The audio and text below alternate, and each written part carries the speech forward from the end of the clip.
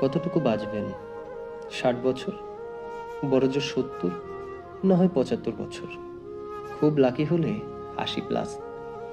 এক বছরে ৩৬৫ দিন হয়, প্রতিদিনে ৮৬,৪০০ সেকেন্ড।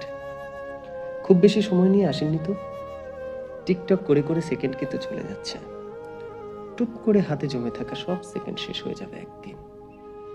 একজন মানুষের কাছে যখন কয়েকশো কোটি টাকা থাকে, তখন তাকে টাকার বিলাসিতা মানায়। যার কাছে কয়েকশো টাকা আছে, তাকে কিন্তু টাকার বিলাসিতা মানায় না।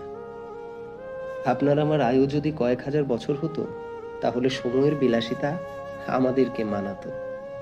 এত অল্প আয়ুতে মন খারাপ, কষ্ট, পচা ব্যাপার স্যাপার গুলোতে সময় নষ্টের সুযোগ কই?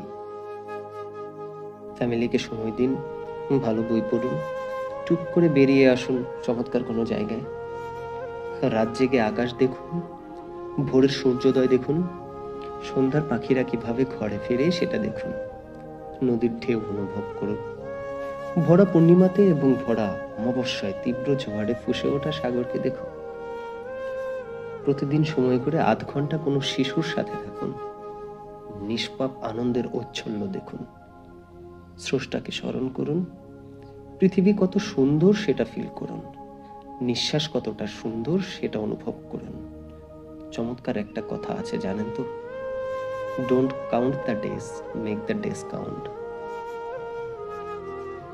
একটু ভাবুন, আজকের দিনটাই যদি আপনার অথবা আমার শেষ দিন হয়, তাহলে আমরা আমাদের পরিবার ও স্রষ্টার প্রতি কতটুকু অনুগ্রহ করতে পেরেছি। আসুন, আমরা নিজ নিজ ধর্ম পালনের মাধ্যমে সৃষ্টিকর্তাকে রাজি খুশি করি। হয়তোবা আজকের দিনটাতে সফল না হলেও পরকালীন জীবন সফল হতে পারে। ধন্যবাদ।